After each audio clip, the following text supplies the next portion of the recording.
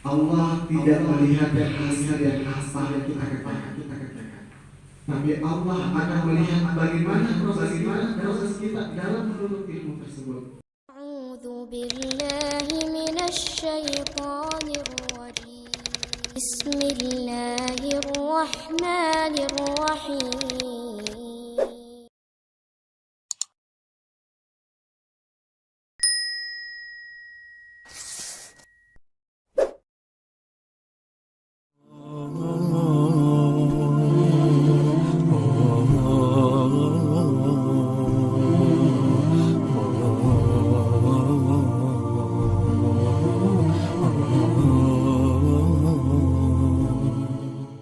أبكي على شام الهوى بعيون مظلوم مناضل وأذوب في ساحاتها بين المساجد والمنازل رباه سلم أهلها واحمي المخارج والمداخل واحفظ بلاد المسلمين عن اليمائن والشمائل مستضعفين فمن لهم يا رب غيرك في النوازل مستمسكين بدينهم ودماؤهم عطر الجنادل رفعوا الأكف تضرعوا عند الشدائد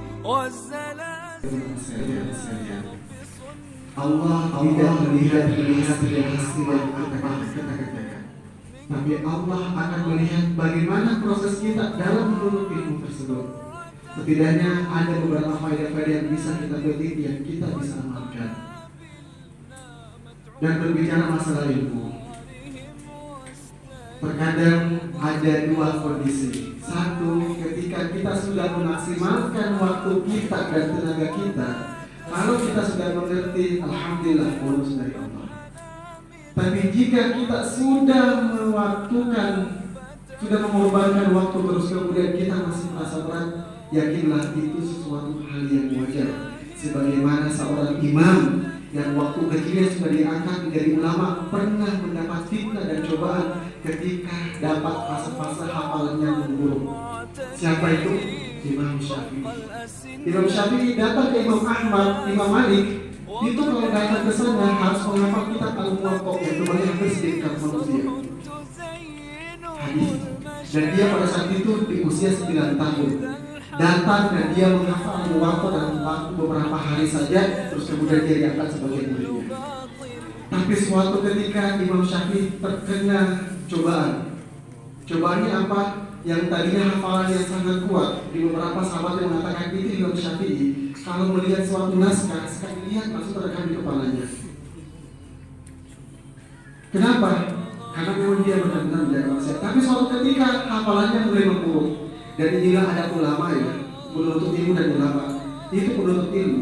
Kalau lagi senda bulan, undang-ulana, mereka selalu menceritakan keluh kesahnya terhadap siapa? Terhadap ilmu. Bukan status yang diperbanyak. Imam Syafi'i mengatakan apa pada gurunya? Syakautu ila wakil su'a hizbi fa'arsyadani ila tarkan ma'asi fa'akhbaruni bi anna ilman nur wa nur Allah la yudhasi. Pada saat itu saya mengalami keterburukan ilmu dan hafalanku. Lalu saya mengadu keluhanku tersebut kepada guruku yang bernama Waki. Lalu guruku Waki mengatakan, "Sinton, tinggalkan maksiat. Karena sesungguhnya ilmu itu dari cahaya dan maksiat itu tidak akan tercapai dengan cahaya."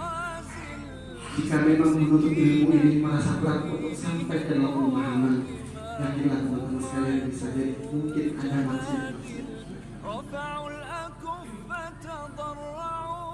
Mari kita bertobat kepada Allah Subhanahu wa Ta'ala. Setidaknya kita telah datang di majelis ilmu, dan majelis ini adalah taman-tamannya surga, di mana siapa saja yang datang ke majelis ilmu sampai ikan di lautan pun mendoakan kita terus kepada kita untuk memohon ampun kepada kita.